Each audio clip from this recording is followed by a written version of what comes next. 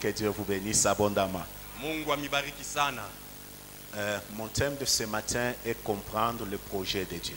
Kishina yangu ya asubuhi hii ni kuelewa matengenezo ya Mungu. Parmi nos textes de base, nous avons Jérémie, Katikati ya masomi yetu ya msingi tunakuwa na chapitre Yeremia 29.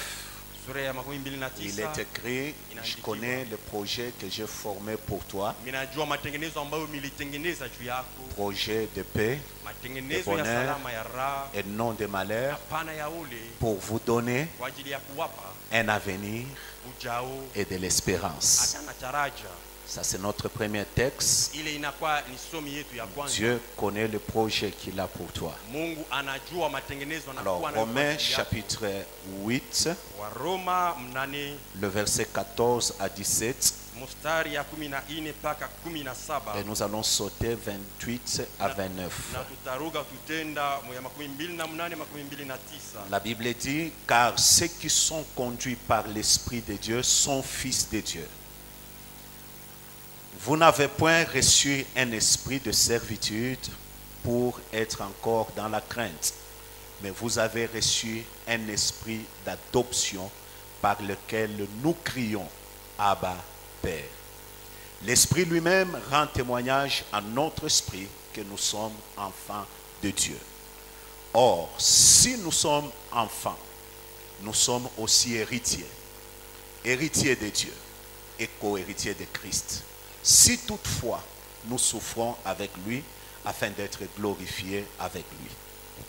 Le verset 28. Mstari ya 28. Nous savons du reste que toutes choses concourent au bien de ceux qui aiment Dieu, de ceux qui sont appelés selon son dessein, car ceux qu'il a connus d'avance, il les a aussi prédestinés à être semblables à l'image de son Fils, afin que son Fils fût le premier-né d'entre plusieurs frères. Vous pouvez noter juste le passage aussi de Jean chapitre 3, Mnaweza tena kuandika ile somo ya Yohane 3 à partir du premier verset jusqu'au 8e. kuanzia mstari ya kwanza mpaka 8. Un jour, Jésus-Christ Siku moja Yesu se retrouve en train de discuter avec un chef religieux.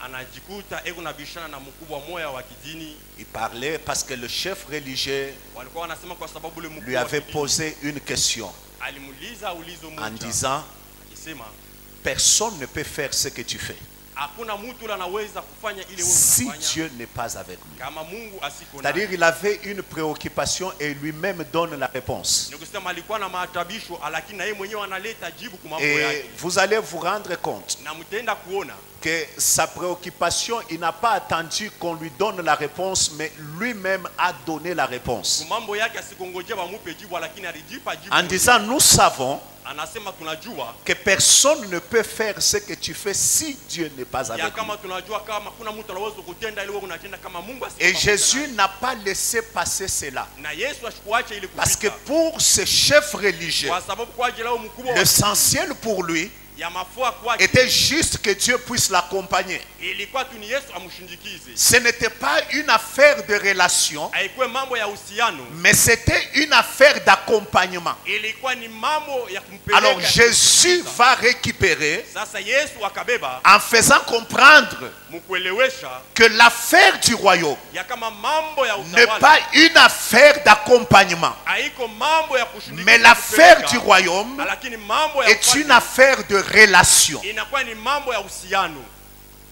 Écoutez-moi bien aimé. Munishikie mzuri mpendwa. Le monde est en train de souffrir, Dunia iko nateswa, où le monde a des problèmes à cause de deux choses. wala dunia inakuwa na mambo kwa ajili ya mambo La mbili. première chose, Kitu ya kwanza c'est la définition que les hommes donnent aux choses. ni ufafanusho ambayo watu wanapa vitu. Ce que les gens font, Vile batu banatenda, ce que les gens deviennent, vile bantu banakuya, ce que les gens réalisent, vile bantu beko est natimisa. fonction de la définition qu'ils se sont donnée concernant les choses. Ya ile wao wenyewe wanajipa kuelekea. Je donne un exemple simple.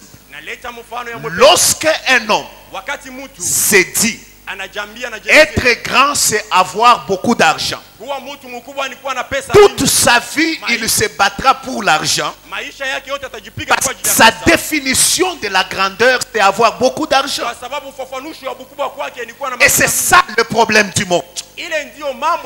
Quand vous définissez mal les choses, votre vie va mal. Et quand vous définissez bien les choses, votre vie va bien. La deuxième chose qui pose le problème au monde, c'est l'interprétation des choses. Comment tu interprètes les choses? Vous savez, bien aimé dans le Seigneur, je peux être ici devant. Je fais la main comme ça. Les uns vont interpréter en disant il nous salue. D'autres peuvent interpréter qu'il nous dit au revoir. Donc chacun son attitude sera selon l'interprétation qu'il donnera à ce que j'ai fait. Et c'est la même chose pour la vie de Jean. Les gens interprètent les choses des fois selon eux et non pas selon Dieu. Alors dans cette histoire de ce chef religieux, pour lui, il interprète que toutes les actions de Jésus, c'était parce que Dieu était avec lui. Déjà, c'était une mauvaise interprétation. Et il dit lui-même que personne ne peut faire ce que tu fais si Dieu n'est pas avec lui. Il définit lui-même comment les choses devaient être. Mais Jésus lui dit, Jésus récupère la situation. Il dit, ce n'est pas une affaire d'être avec Dieu, mais une affaire d'avoir une relation avec Dieu. Quelle est la relation que tu as avec Dieu?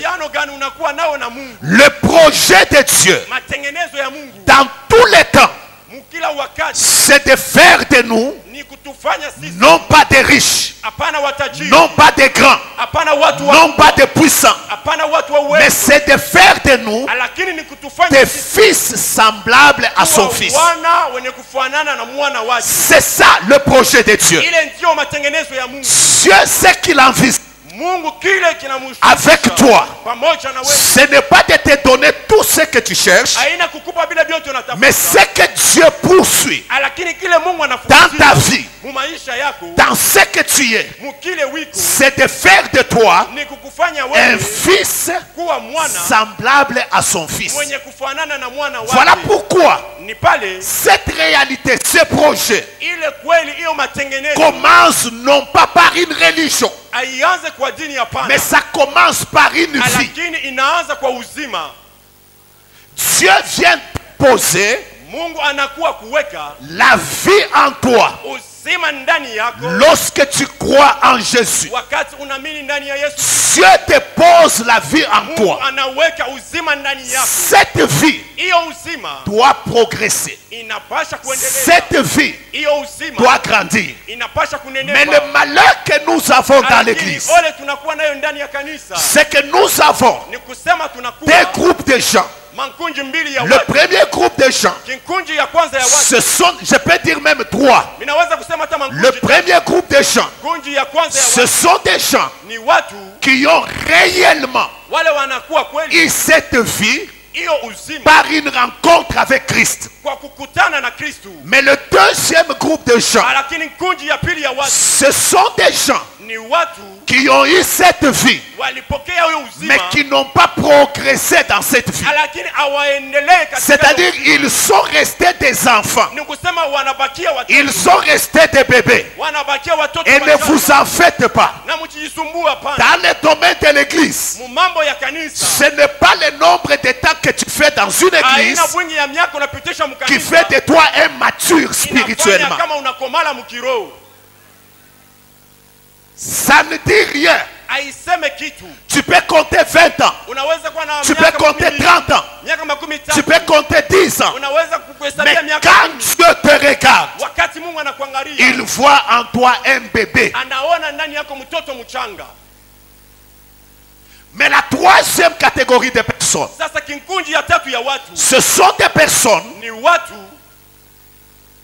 qui sont à l'église, wanakuwa mkanisa, qui ont fait longtemps à l'église, wanakawia mais mkanisa, jamais qui n'ont eu cette expérience de vie avec Christ. lakini hata mara moja bado abayaisha hiyo uzima na Kristo. Et ce qui est plus dangereux, Na ile inakuwa ya hatari tena. ces gens-là, Wale watu ils peuvent par la capacité relationnelle wanaweza kwa nguvu ya uhusiano ya monter même des échelons, kupanda tena arriver même à certains niveaux de postes kufikia ecclésiastiques, hata mubipimo fulani ya macheo mais mkanisa, sans expérience avec Christ. lakini bila kuishi neno fulani na Kristo.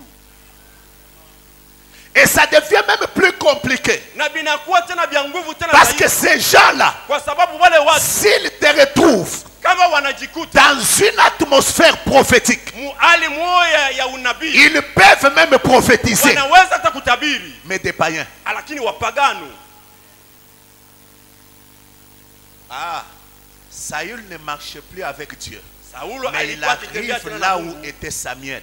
lakini anafika À pale pale cause kwa de Samueli. l'atmosphère prophétique. Kwa ajili ya hiyo ewa ile Saül pepo a ya commencé à unabii. prophétiser. Saulo akaanza kutabiri naye Jusqu'à enlever même les habits. mpaka mkipimo ya kutosha na mavazi.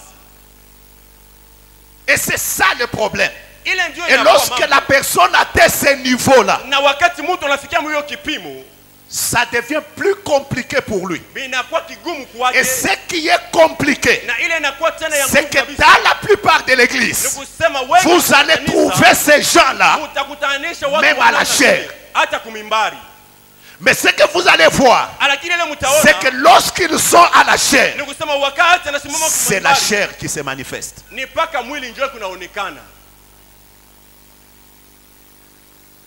À force de grandir, Na zaidi anakumala on enlève toute la pression de la prédication et dit non, je dois bien prêcher. anatosha ile kusongwa kote, wakati anapasha kuhubiri anasema itahubiri tu mzuri. On poursuit une seule chose. Unafukuzia shabaki Est-ce sababu que le moja, cœur de quelqu'un est touché? eti moyo ya mtu moja inakamata unashikwa.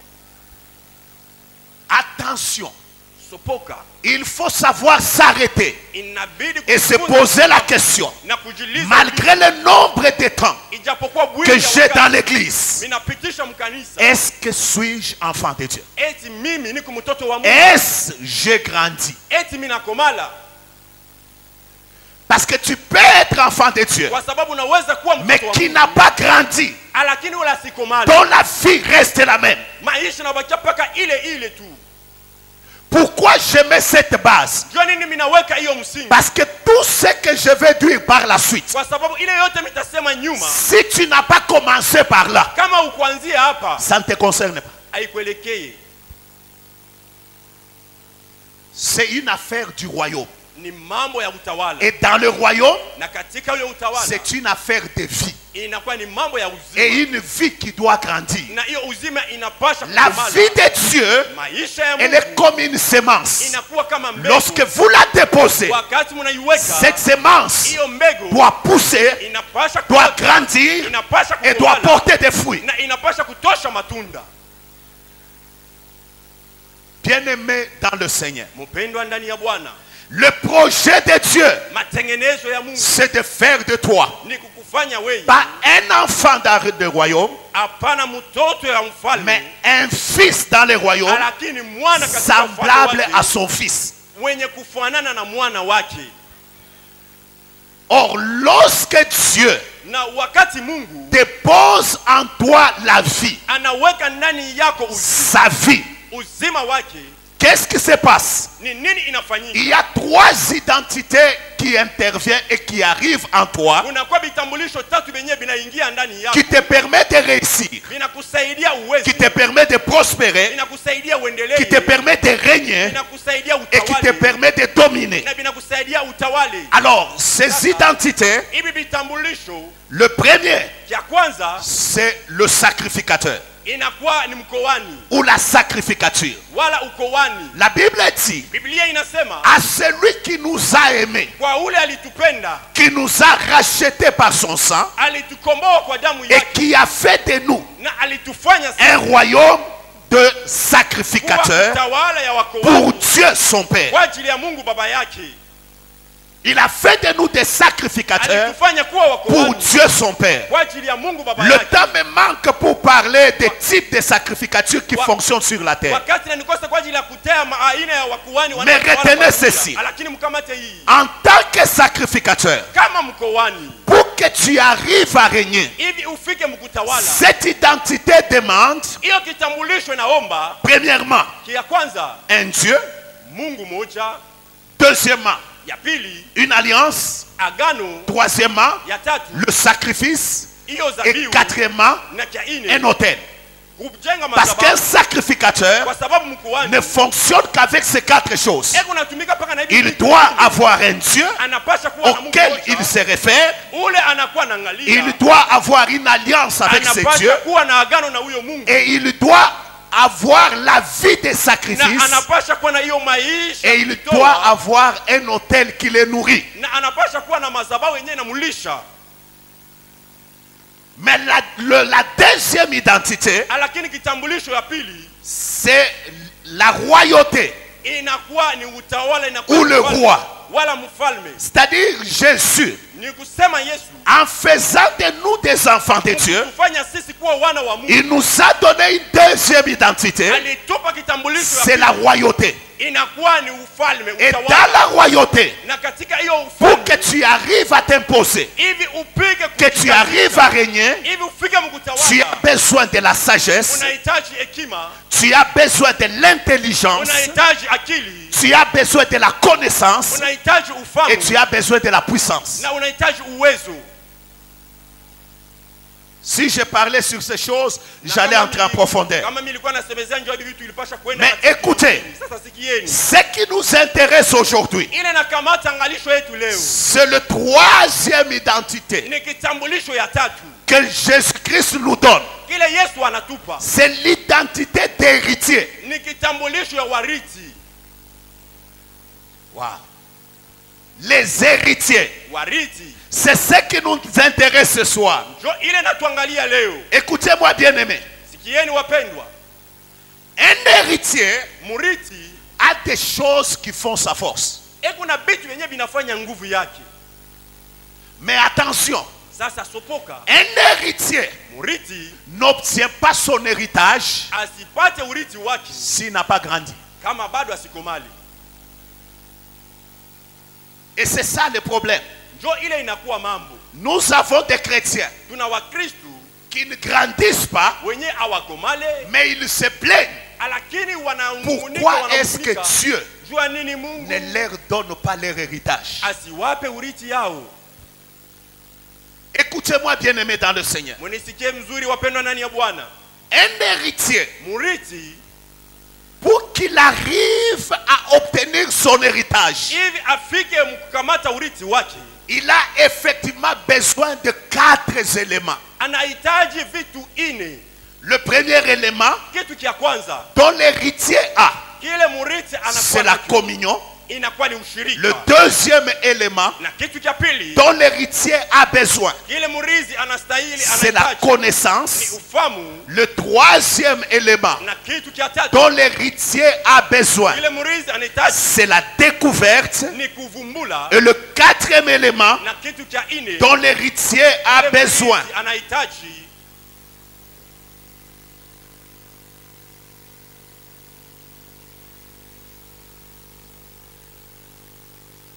c'est la croissance. ni kukomala. Alors écoutez bien aimé, Musikieni wapendwa, en tant que fils, kama mwana, en tant qu'enfant de Dieu, kama mtoto wa Mungu, ta force se trouve dans ta communion avec Dieu. nguvu yako iko ndani ya ushirika wako na Mungu. Tu deviens fort, Unakuwa nguvu, tu deviens puissant unakuwa na uwezo lorsque tu entretiens une communion avec Dieu. wakati huko muushirika na Mungu. Ce n'est pas une affaire de préférence. Haiko mambo ya kupendelewa, hapana. Écoutez frères et sœurs, Sikieni ndugu na dada, ta communion avec Dieu ushirika wako na Mungu est la chose la plus importante. inakuwa kitu cha lazima Ta kabisa. communion avec Dieu Ushirika wako na Mungu est la chose qui ni garantisse kitu kenye que kinahakikisha la relation que tu as kama uhusiano unakuwa peut nao produire des résultats. inaweza kukuletea mapato. Sans cette communion, Bila hiyo ushirika, ce que tu peux faire, ile unaweza c'est une kutenda distraction. inakuwa tu ni ya bure. Écoutez, Sikia. je peux accepter de perdre des amis Minaweza kukubali kupoteza marafiki pour garder la communion avec Dieu. kwa ajili ya kuchunga Je ushirika peux wangu na accepter de perdre des Mungu. avantages Naweza kukubali kupoteza pour faida garder la communion kwa avec ajili ya Dieu. kuchunga uhusiano Pour na quelle Mungu. raison? Kwa ajili ya Parce que nini? tout simplement, Kwa sababu tu ma communion avec Dieu ushirika wangu na Mungu est la chose la plus importante. kitu cha lazima. Parce que cette communion Kwa sababu ya me ushirika positionne par rapport à mon Inanipa héritage. usimamo kuambatana na urithi wangu. La Bible nous parle Biblia de inatuzungumzia l'histoire de l'enfant prodigue. juu ya halisi ya huyu mtoto Dans mkombozi. cette histoire Katika hiyo qui halisi est dans Luc 15, inakuwa katika Luka dans cette 15. histoire, Hii halisi nous voyons un fils. tunaona La mtoto. Bible dit un père avait deux fils. Biblia inasema kama baba mmoja alikuwa na watoto wawili. Le premier, Wa kwanza l'aîné, mzaliwa wa est kwanza resté tranquille. alibakia mwenye Mais le kutulia. deuxième Lakini wa pili demande son héritage. anaomba urithi Ce wake qui n'était pas un problème. ili haikukue mambo Parce que hapana. la maturité Kwa sababu kukomala amène l'homme à réclamer son inapeleka héritage. mtu kuomba urithi wake. Alors, il réclame son Sasa héritage. analomba urithi Le wake. père n'a pas trouvé de problème avec Baba ça. asikuone mambo muile. Le père lui donne. Baba anamupa. Mais l'enfant commet l'erreur Sasa mtoto anafanya d'aller kosa manger ya kwenda kula l'héritage urithi loin du père. mbali na baba. Ici, j'aimerais vous dire, Hapa minapenda chaque kuelezea chose que Dieu fait, kila kitu ambayo Mungu il veut anakutenda. que vous le mangez devant lui. Anapenda kama muikule mbele yake. Toute chose que Dieu Kila réalise, kitu ambayo Mungu il anakutenda. veut que vous puissiez consommer Anapenda kama mkitumie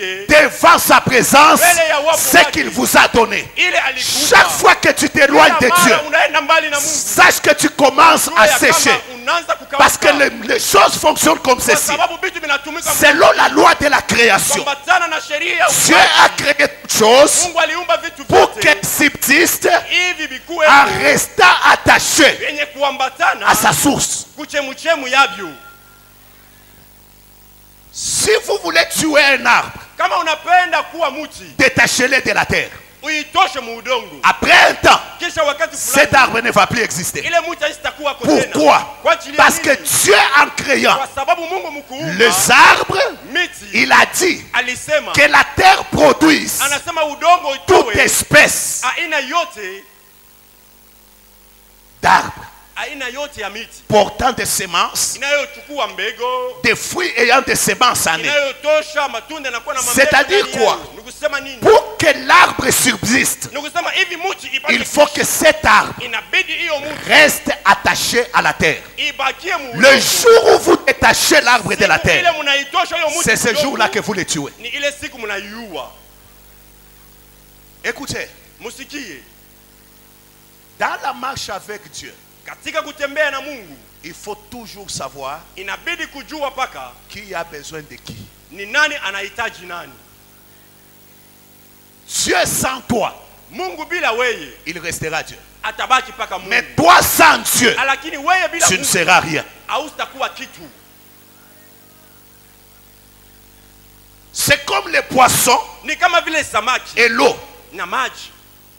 Le poisson Samaki sans eau, bila maji il meurt. anakufa. Mais l'eau Lakini sans maji poisson, bila samaki ça continue à être l'eau. inaendelea kuwa maji. Pourquoi? Juu ya nini? Parce que le poisson Kwa sababu samaki tire sa source anabeba de chakula l'eau. yake mu maji. Parce que Dieu avait Sababu dit Mungu alisema que les eaux ya produisent kama wasamaki toute zale, espèce de poisson. aina yote ya Ici, masamaki. j'aimerais vous dire, Hapa minapenda niwaelezee Dieu Mungu est la chose la plus importante que tu puisses avoir. anakuwa kitu yenye kia lazima kile unaweza kuwa nacho. Ainsi, ta communion avec Ili Dieu, ushirika wako na Mungu, ton attachement à Dieu kuambatana kwako na est Mungu plus importante inakuwa ya que lazima toute autre chose. kuliko vitu vyote Si tu vingine. veux entrer dans ton Kama héritage, unapenda kuingia katika si urithi tu wako, veux réussir, kama unapenda si tu kuweza, veux prospérer, kama unapenda si tu kuendelea, veux aller de kama l'avant. unapenda kwenda mbele, Écoutez bien aimé, kieni wapendwa, c'est bien qu'on te donne ni mzuri wa tous les principes de la terre makanuni yote ya en te dunia. disant comment avoir l'argent, Anakuambia namna gani kupata comment monter mafuta, dans la vie, namna gani kupata comment maisha, exercer le leadership. namna gani kuwa Ces mkubwa. choses-là sont bien, Vitu ni vitu vizuri, mais ces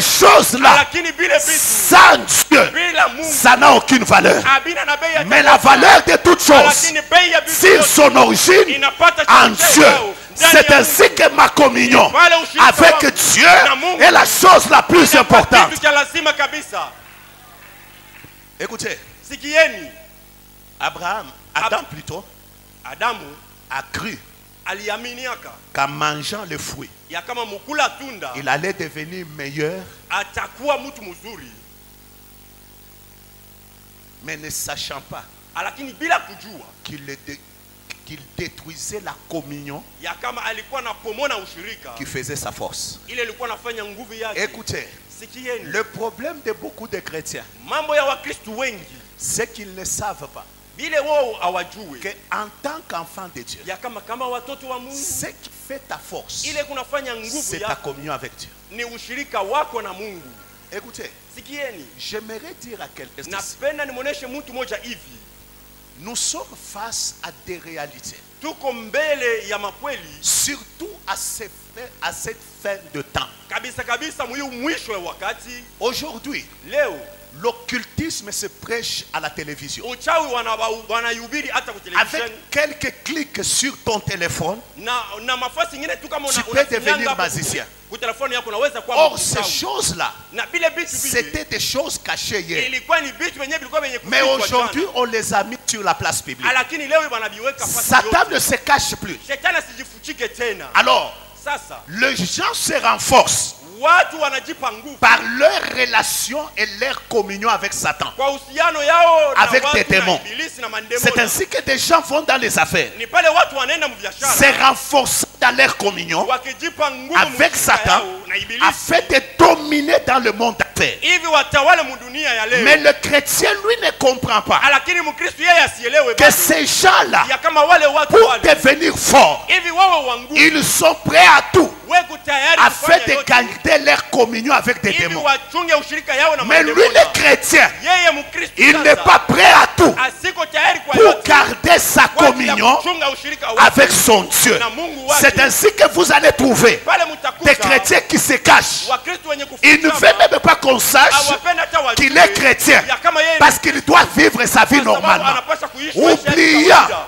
Mwenye qu'en kusahau, tant que chrétien, yeye kama Mkristo sa force nguvu yake n'est pas ce qui apparaît, haina bila bila mais sa force nguvu se yake retrouve dans sa racine invisible katika mzizi yake qu'il attache à son Dieu. inamwambatanisha Et na ta Mungu wake. racine invisible, Na mzizi yako c'est la inaonekana, communion que tu ni as avec ushirika Dieu. unayokuwa na Mungu. Écoutez, Sikieni, en tant qu'héritier, kama murizi tu dois savoir inabidi ujue que ta communion avec Dieu ya kama ushirika wako na est la Mungu chose la plus importante. ni kitu cha lazima kabisa. La communion avec le Père. Ushirika na Baba, Tu peux aller loin comme le fils prodigue, unaweza kwenda mbali kama huyu mtoto mais mtombozi, sache lakini ujue que cette richesse-là ya kama hiyo peut mali traîner pendant un temps, inaweza kukawia mais ça ne traînera pas tout le temps. lakini haitakawia wakati mrefu. Mes frères, Wa ndugu yangu, parce que tout homme kwa sababu mtu wote devient fort anakuwa wa nguvu selon la qualité de sa source. kuambatana na hali mzuri ya chemuchemu yake Et ta capacité à t'attacher à cette source. na nguvu yako, uwezaji yako ya kulamata. Quelle est la communion que tu as ni avec Dieu? ushirika gani uko nayo na Mungu? Ce n'est pas une affaire de prière, de religion, de ceci. La prière, ce sont des ingrédients. C'est juste une communication. Tu peux prier du matin au soir. Sans communion avec Dieu, ta prière ne dit rien. Parce que la prière n'est autre chose, sinon juste la communication.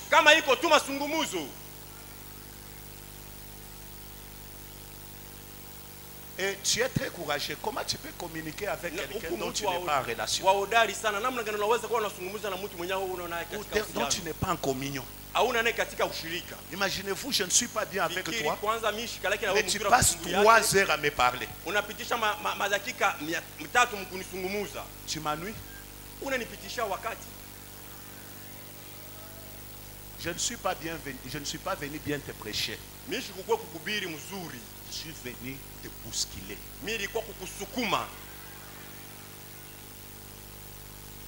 Écoute, si tu n'es pas à mesure de garder ta communion avec Dieu,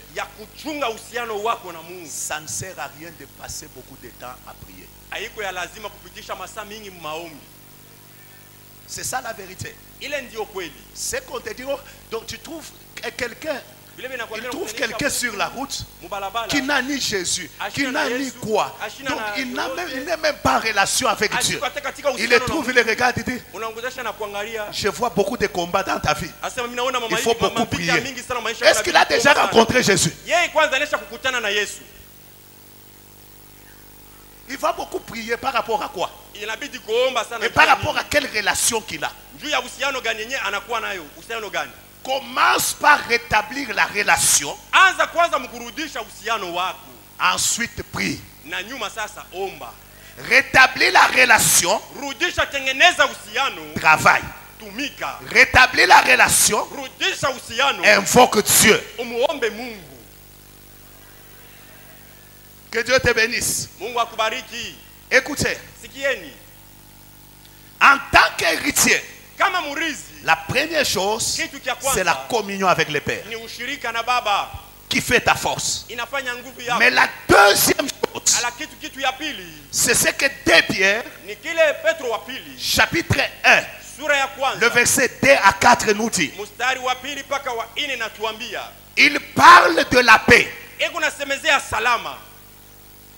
Et il parle de la grâce Anasemezea juu ya neema qui se multiplie yenye inajijumlisha par la connaissance kupitia ufahamu de Dieu ya Mungu et de Christ. na ya Kristo. Comme pour dire, Kama kwa ajili ya kusema en tant qu'héritier, kama murizi, ce qui multiplie les grâces dans ta vie, ile inajumlisha maneno maishani mwako, ce qui multiplie les choses qui font ta paix, ile inajumlisha vitu vyenyewe vinafanya en salama d'autres yako. termes ta réussite, Sema kwingine kuweza en kwa d'autres termes ta kusema prospérité, kwingine maendeleo en yako, d'autres termes ton élévation, kusema kwingine kuinuliwa kwako c'est la connaissance ni ufahamu de ton Père ya baba yako et la connaissance na ufahamu du grand frère. ya mkubwa. Ah, ça j'insiste. Na pale minaweka hapo mstari, La connaissance ufahamu de ton Père ya baba yako céleste wa mbingu et la connaissance na ufahamu de ton grand frère Jésus. ya mkubwa yako Yesu Kristo. Parce que la Bible dit, Kwa sababu Biblia la inasema grâce et la paix neema na salama est multipliée par la connaissance inajumlishwa kwa ufahamu de Dieu ya Mungu et de Jésus-Christ. na Yesu Kristo. Écoutez-moi bien aimé dans le Yenu Seigneur. wapendwa ndani ya Bwana, Notre niveau de connaissance de Dieu kipimo yetu ya ufahamu wa Mungu détermine à quel niveau nous opérons avec Dieu. inaonyesha ni mkipimo kani tuko natenda na Mungu. Si tu augmentes Kama unaongezeka dans ta connaissance de Dieu, mu ufahamu wako wa Mungu, ta vie avec Dieu, maisha yako na Mungu, le niveau de ton opération avec le Père kipimo chako cha kutenda na Baba change. inabadilika. Le problème sur lequel, Mambo ni nini? c'est que nous avons un Père Ni kusema tuna baba moja que nous ne connaissons pas. ule sisi hatufahamu.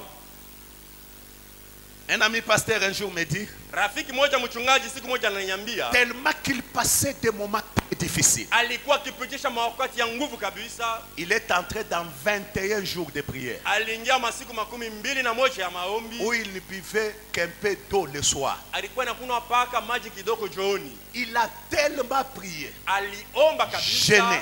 anafunga Dieu chakula, ne lui parlait pas. Mungu asikuwa anazungumza naye. Au 21e jour, Na siku ya mwisho, siku ya 21 vers le soir, jioni, avant d'arrêter sa prière, mbele ya yeye kukata maombi yake, pendant qu'il remerciait Dieu pour dire Amen, wakati alikuwa akimshukuru Mungu kwa ajili ya kusema il amina, entend une voix audible dans la chambre. anasikia sauti yenye kusikika ndani ya chumba, Parce que lui se plaignait en disant, kwa sababu yeye alikuwa akinung'unika Seigneur, kujilia akisema, Bwana, comment moi je te sers? namna gani mimi Rien ne unavyotumikia? marche. Hakuna ile Tout est kuendeka. noir. Vitu vyote C'est comme ngiza. si je n'étais pas Ni kama vile un siku enfant de Dieu. mtoto wa Mungu. Il s'est plaint pendant 21 jours. Alijilia kadiri Parce ya que vous masiku savez, il y a des 21 prières que nous faisons kwa sababu unajua qui en réalité ne sont pas des prières, ce ne sont que des lamentations et des plaintes haiko maombi, lakini inakuwa tu ni vililio et des accusations contre Dieu. na kumchongea Mungu. Alors, après avoir prié, Kisha kuomba, il entend une voix audible dans la chambre anasikia sauti katika chumba qui yake lui ndani. dit, Yeye unamwambia ce genre de prière, maombi ya aina hiyo c'est le genre de prière de ceux qui ne me connaissent pas. ni maombi ya bala banijue hapana. Wow. Vous savez, Munajua il y a des prières que nous faisons kuku maombi yenyewe tunaomba qui révèlent que nous ne connaissons pas Dieu. iko naonesha kama Il y a des attitudes que nous avons kuku mahali na qui mamwenendo révèlent que nous ne connaissons pas Dieu. iko naonesha kama Il y a des comportements que nous avons kuku matabia yenyewe qui tunakuwa révèlent que nous ne connaissons pas iko Dieu. naonesha kama tumjue Tu Mungu. peux être longtemps dans l'église, Unaweza kosha kukawia mkanisa connaître beaucoup de passages de la Bible, osha kujua mashairi mingi mu Biblia mais sans connaître Dieu. lakini bila kumfahamu Mungu. Ah, c'est vrai. Ni kweli. Et on a beaucoup de gens comme ça. Na Il peut kuna même bantu arriver, mingi il sana te vile récite anaweza des kufika. passages du Kuna donc, kutaia Genèse mashairi, chapitre 1, Mwanzo il récite, sura au kwanza commencement était Dieu. anakwambia mwanzo Apocalypse, il Ufunuo, t'explique, anakutaia mashairi mingi mais mu il Biblia. ne connaît pas Dieu. Lakini Mungu mwenyewe ashimujue. Parce que la connaissance de Dieu Kwa sababu ufahamu wa se Mungu révèle par un comportement, iko najionesha kwa se mwenendo, révèle par une attitude. iko najionesha kwa tabia. Même quand les choses sont dures, Hata kama vitu le vinakuwa fait que je connais Dieu, vile vinamfahamu je suis stable. Parce que la Bible dit, c'est du peuple qui connaîtront leur Dieu. Ils agiront avec fermeté. tena na ukamilifu. Écoutez, Sikieni, quand quelqu'un ne connaît pas Dieu, wakati mtu asimfahamu Mungu, quelques signes. maalama fulani. Premièrement, Ya kwanza c'est une vie de péché. ni maisha ya dhambi. Les enfants de Élie Batoto ya Eli péchaient walikuwa wanafanya parce qu'ils ne dhambi connaissaient pas kwa l'Éternel. sababu bado walikuwa Dit la parole de Dieu. Neno ya Mungu inasema. Deuxième signe, Alama ya pili c'est l'errance. inakuwa ni kuwayawaya. Ah, l'errance. Kuwayawaya. Quelqu'un qui ne connaît pas Dieu, Mtu ule asimfahamu Mungu. il croit que c'est en allant ça et là Eko nasania kama ni pale kunaenda huko na qu'il kule. rencontrera Dieu. Ndio atakutana na Mungu. Mais quelqu'un qui connaît Dieu, Lakini mwenye kumfahamu Mungu il sait anajua que Dieu ne me rencontre pas partout. sikutane naye fasi Mais yote. Dieu a un endroit où il m'a établi. C'est là que Dieu me rencontrera. Ce n'est pas parce que tu es monté à la montagne que Dieu va te rencontrer. Dieu n'a pas peur de la montagne. Dieu n'a pas peur de la retraite. La seule chose qui attire Dieu, c'est lorsque son fils le connaît. Et ce fils-là lui fait confiance. La connaissance de Dieu amène la confiance en Dieu. C'est-à-dire, je peux voir des choses qui ne marchent pas. Pendant que tout le monde s'agite, moi je reste calme. Je dis comme Job. Job, il est face à une situation compliquée. Pendant que tout le monde lui dit, écoute Job, ce que tu dois faire, c'est maudire Dieu. Et puis quand tu l'as maudit, et puis mère, comme pour dire, ta maladie ici magonjwa yako hii m'a fatigué. inanichokesha. Mère, que je vois comment je dois reprendre ma vie en main. Kufa uone namna gani mimi naweza kubeba kwa tena maisha yangu kuipeleka namna nyingine. Job dit, Yobu anasema, je sais. Mimi najua. Ce n'était pas une affaire de sentiment. Oh non, je sens. Haikuwa mambo ya kusikia sikia au mimi je sens, oh non, mimi nashikia. Nachamuka, nasikia sa Mungu kwa hapo. Je Non. commence à bouillir à moi. Non, non. Dans le sentiment, tout était au plus bas. Parce qu'il y a des événements dans la vie qui t'arrivent. Tu te rends compte que tu es au plus bas de tes émotions, que tu es au plus bas de tes sentiments. Mais la seule chose qui te sauve, c'est lorsque tu sais. C'est la connaissance que tu as.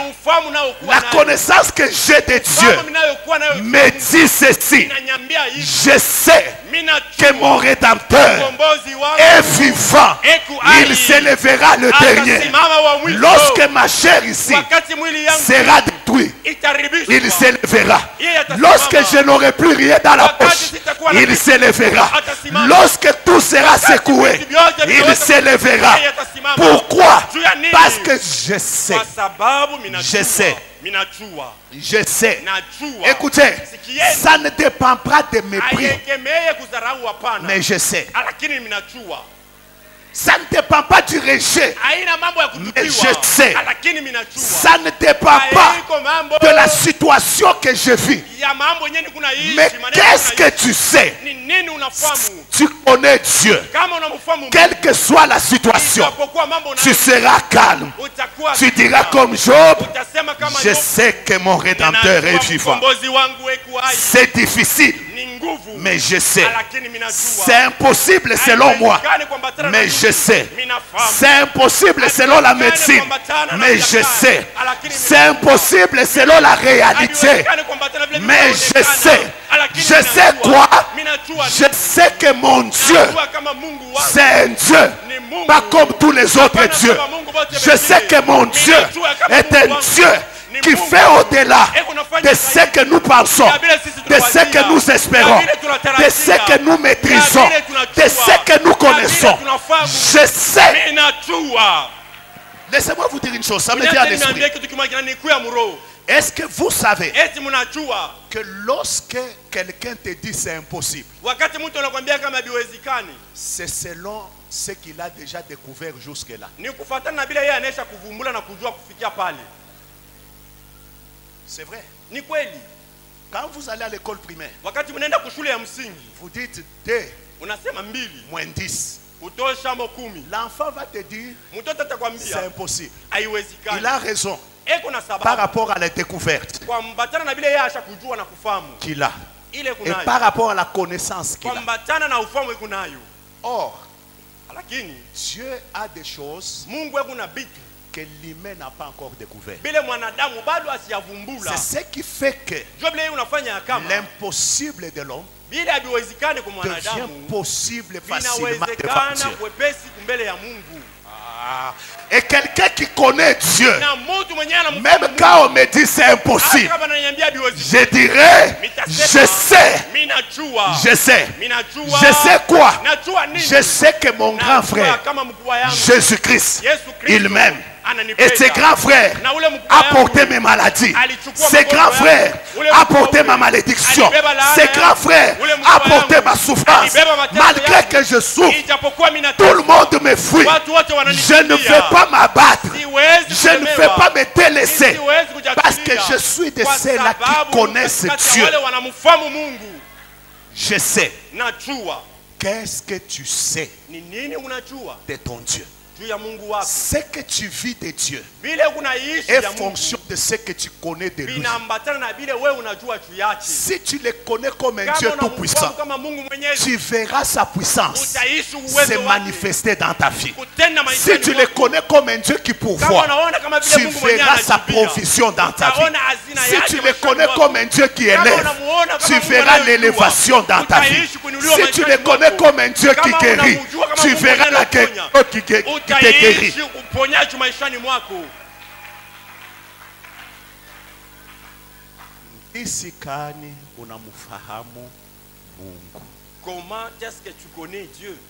Parce que la grandeur de la grâce Kwa sababu ukubwa wa neema qui se manifeste dans ta vie yenyewe iko naonekana iko natenda maishani fonction mwako inaambatana de la manière dont tu les connais. na namna ile unamfahamu. Oh, c'est pourquoi l'apôtre Paul, Ni pale mtume Paulo il a estimé que toutes les autres connaissances aliona ya kama maufahamu yote ingine n'étaient que du passe-temps, ilikuwa tukupitisha kwa wakati, à kupoteza cause wakati de l'excellence kwa ajili ya ubora de la connaissance ya ufahamu de Jésus-Christ, wa Yesu Kristo son Seigneur.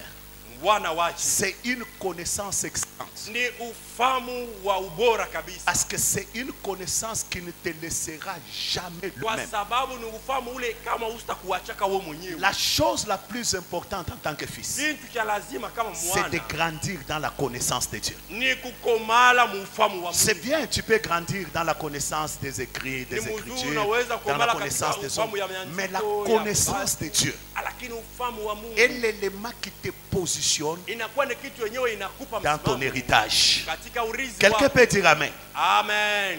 La connaissance. Ufahamu. La troisième chose Kitu ya tatu qui fait la force d'un héritier, inayofanya nguvu ya mrithi c'est la croissance inakuwa kukomea. que vous connaissez. Kukomea kwenye unayoishi. On a beaucoup de chrétiens tuna bakristo wengi kabisa qui sont restés 2 enfants. wenye banabakia paka batoto. Galates chapitre 4 verset 1er. Wagalatia 4 mstari wa kwanza inasema hivi: aussi longtemps que l'héritier est un enfant, ijapokuwa murithi engaliki mtoto, il ne diffère en rien d'un esclave. asiachana hata kidogo hata mkitu Luc kimoja. chapitre 15 le verset 31. Luka 15 mstari wa 31. La Bible parle du père Biblia inasema juu ya qui baba reçoit son fils qui était perdu. anapokelea mwana wake mwenye Et quand il alipotea. le reçoit, Wakati anampokelea il dit mon fils. anasema mwana wangu. Il appelle mon fils. Anamuita mwana wangu. Tu étais perdu, Ulikuwa mwenye tu es kupotea, rentré. sasa hivi unarudia. Mais son grand frère aîné vient. Sasa mkubwa yake wa kwanza Il ne anakuja. veut pas entrer dans la maison Anakatala kuingia mnyumba parce qu'il estime kwa sababu que anasema son père en fait de trop. ya kama baba yake vile anafanya. Laissez-moi vous dire ceci. Sasa mnyache niambie hivi. Hein? Écoutez-moi là-dessus. Mnishikie pa ile mambo. Lorsque Dieu fait avec un autre, Wakati Mungu anatenda na mwingine, évite d'être jaloux. epuka kuwa mtu wa bwivu. Parce que ce que Dieu fait avec l'autre Kwa sababu vile Mungu anatenda na n'a mwingine, pas pris ce que Dieu doit faire avec toi. abikubebe vile Mungu anapasha kutenda na wewe. Le père fait avec l'autre, Baba anatenda na mais mwingine. l'autre se fâche. Huyu sasa anaungunika na Pourquoi huzunika na le shirika. cœur te fait mal lorsque Dieu fait avec quelqu'un d'autre? Jua nini roho inakaleka kingo na kuma wakati Mungu anamtendea mwingine. Pourquoi tu n'es pas joyeux lorsque Jua Dieu nini haufurahi utilise quelqu'un d'autre? wakati Mungu anatumia mtu mwingine. Il y a des gens à l'église, Kuko bantu mkanisa. quand celui qui chante, Wakati ule kuna imba. il veut que tout le monde lève les mains. Kama ni yeye kuna imba anapenda bantu wote bainue mikono. Mais quand c'est l'autre, Kama ni mwingine, d'ailleurs Achimba t'a bien. il n'a même pas bien chanté. Il y a une femme à demi-ton. Il fait des demi-tons. Il y a des gens, Kuko bantu. celui est ici à la chair. Kama yeye eko hapa kumbeli. Ata amen ya nguvu atakunyang'anya. Même il est amen. Sema amen. Très fort. Nabusha mkono. Pika Élève makofi. ta main, dis amen, acclame. Mais quand quelqu'un d'autre est à la chair, Kama sasa ni mwingine anataka kusimama kumbele hapa. c'est un inspecteur. Ye eko naangalia tu.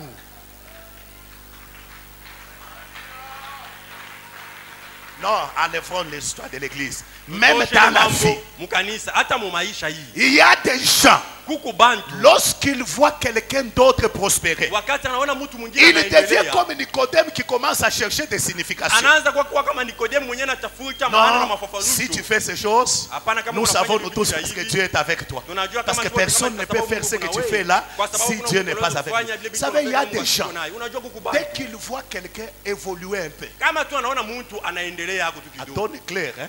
Nous ne voyons pas Et bien. ça, il va en bas. C'est comme s'il a touché au fétiche. Un jour, Siku moja quelqu'un suit Maman Jackie. mtu mwana Il lui anampata dit, mama Jackie. mais si conseille ton petit frère, Asema umshauri yako mloko yako huyu. vile bintu kabengela nenda kubengisha na Asi, butoto les bote. histoires dans lesquelles Kabengele les a fait entrer tout à Asa, l'heure enfant. unajua saba nanalaka mutubudi chaque Tu vendredi. sais qu'il passe Ça, la nuit mon chaque Dieu. vendredi au cimetière. Alors, comme elle connaissait Ça vile yeye alijua. le sacrifice, le Kujitoa. temps que j'ai passé devant Dieu, Wakati ile des temps de prière, mawakati ya maombi. la consécration que j'avais, Kujitoa kwenye il a dit nilikuwa tout na- simplement, alisema tu. vous ne connaissez pas ces jeunes hommes-là. Asa haumjui Écoutez yule kijana. bien aimé. Sikieni wapendwa. Lorsque Dieu bénit quelqu'un, Wakati Mungu anabariki tu mtu, ne sais pas ce que l'homme a fait avec Dieu dans les secrets. haujui vile ule mtu alifanya na Tu Mungu ne sais msiri. pas la relation que l'homme a. Haujui uhusiano ile ule Tu ne mtu connais anakuwa pas nayo. l'intimité, Haujui les choses qu'ils se sont dit. ushirika na vitu wenyewe Tu vilisemewa. vas toucher à l'alliance d'autrui et avoir des Utakamata problèmes kwa agano ya inutiles. wenyewe na kupata mambo tu ya Peut-être cet homme-là, Saa zingine ule Dieu mtu, lui a dit, Mungu je alimwambia, te bénirai. "Takubariki." Tout celui qui te touchera, je le Ule frapperai. wote atakukamata, Bon, maintenant, utampiga. toi, Sasa tu wewe, te lèves, tu dis non, non, papa est dit, là, nous ne voyons pas clair. Mon frère, tu auras des problèmes inutiles. utapata tu mambo ya bule. Batakupikia mambo abenyewe. On va te frapper dans le problème d'autrui.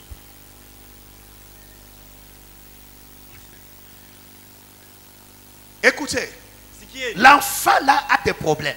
Huyu mtoto huyu eko na mambo. Mais la réaction du père, c'est ce qui me plaît. Sasa namna baba Le anatenda père hivyo dit ndio ceci. baba anasema hivi. Celui-ci qui avait dilapidé ses biens, Huyu mwenyewe il dit alihalalisha mali mon yake. fils est revenu. Anasema mwana wangu. Mais celui qui se plaignait Ule alikuwa anajilia dans la maison, munyumba. qui disait Père, Alikuwa je anasema suis baba, toujours avec toi. kila siku yote niko Il na wewe dit hapa. mon enfant. Anasema mwana wangu. La différence entre les deux, Achanisho katikati ya wawili c'est hawa. que l'autre était déjà devenu fils, Ni kusema huyu mwingine alikuwa shakuwa mais mwana. l'autre était resté enfant. Huyu mwingine alibakia mtoto.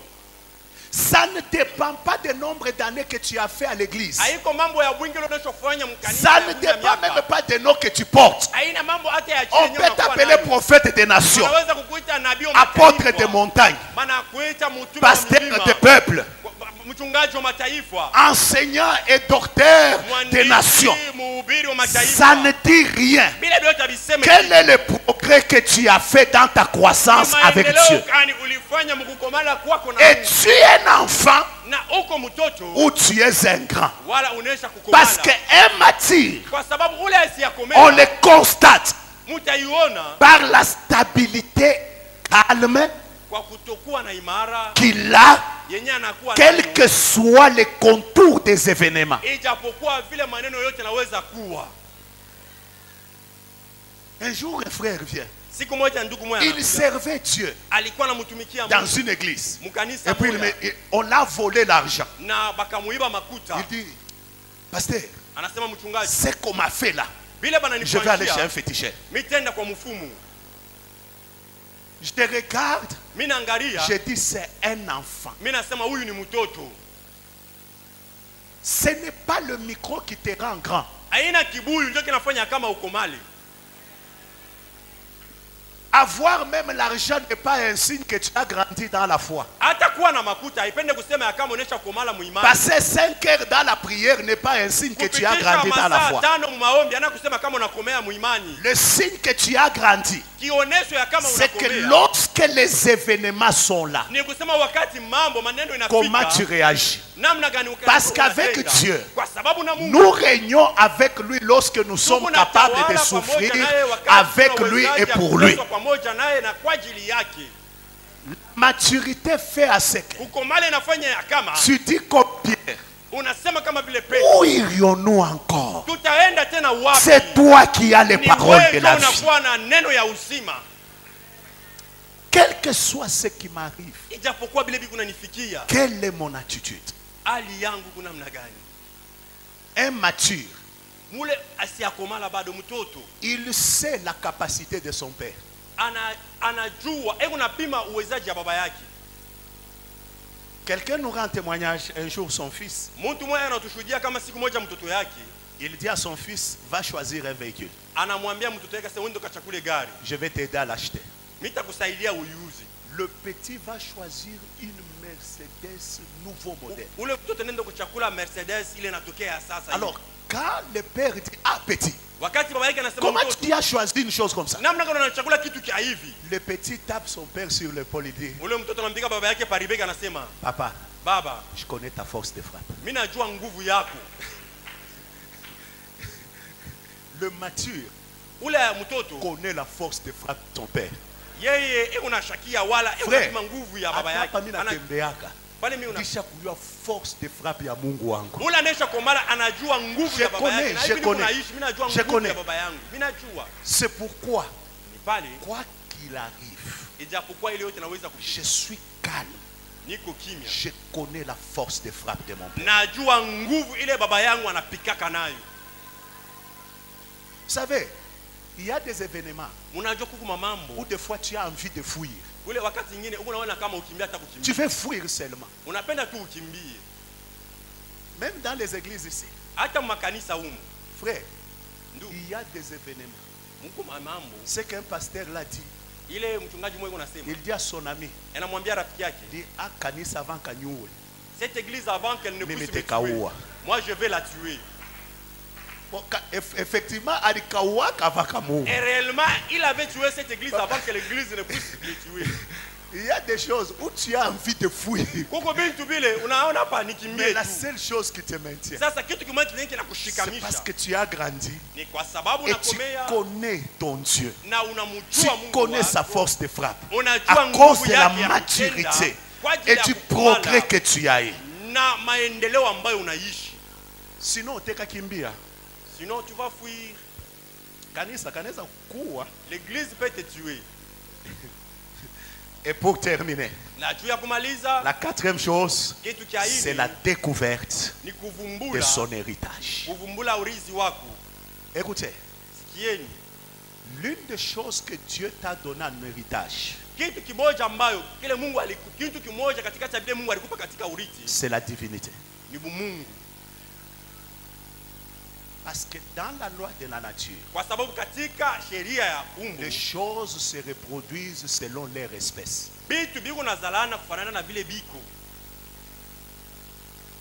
Un chien ne peut pas mettre au monde un lion. Impossible. Parce que la loi de la nature, c'est que chaque chose doit se reproduire selon son espèce. Or, la Bible dit que ce qui est né de la chair est chair. Mais ce qui est né de l'esprit est esprit. Or, Dieu, c'est l'esprit.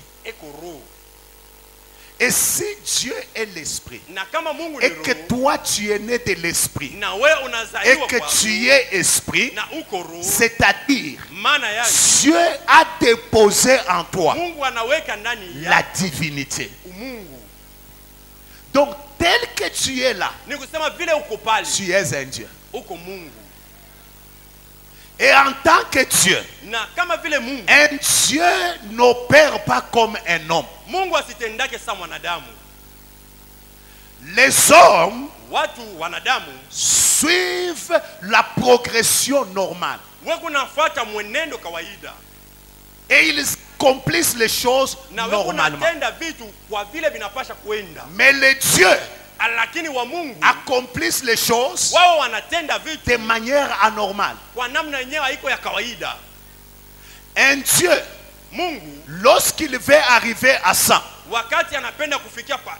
ce qui lui arrive, c'est quoi? Il va seulement se rendre compte qu'il descend jusqu'à moins 50. Lorsque la vie te démontre que tu es en train de reculer, ne te décourage pas, parce qu'en toi il y a la divinité, et cette divinité demande des situations anormales afin que cette nature d'héritier se manifeste. Sans les situations anormales, donc tu es un homme ordinaire. Voilà pourquoi Jésus, même en nous sauvant, il n'a pas fait ceci. Dès que tu es sauvé, tu pars au ciel. Il peut même te laisser sur la terre. Tu meurs, tu pourris, et le temps passe. Même tes os disparaissent. Mais à la fin des temps, comme il y a la divinité en toi, le divin intervient et ça redonne la vie à ce qui avait disparu. La normale réapparaît. Normal se manifeste parce que le normal, c'est qu'un homme, lorsqu'il meurt, tout s'arrête. Mais la normale, c'est que Jésus dit, même si tu meurs, tu vivras. Voilà au moins la dimension de l'héritier. La vie que tu as, c'est la vie de la divinité. C'est ainsi que la Bible dit, sa divine puissance nous a tout donné, ce qui contribue à notre piété et à notre vie. Écoutez bien aimé, tant que la situation est maîtrisable par les hommes, ça se gère encore au niveau des hommes. Mais lorsqu'une situation devient impossible, là ce sont des dieux qui interviennent. Or en toi il y a cette nature de Dieu. Peut-être on t'a dit que jamais ça n'ira de l'avant pour toi. Si on a dit ça, c'est-à-dire tu es là où il faut pour que ta vraie nature se manifeste. Tu es héritier de la divinité. Tu es héritier du royaume. Et dans le royaume, ce ne sont pas des paroles, mais c'est la puissance par le Saint-Esprit. Dans le royaume, c'est la paix par le Saint-Esprit. Dans le royaume, c'est l'amour par le Saint-Esprit. Alors, comme tu es héritier, la seule chose, c'est que il faut grandir. Grandir. Grandir. En gardant ta communion avec Dieu. Grandir. En cherchant à connaître Dieu. Grandir. En croissant.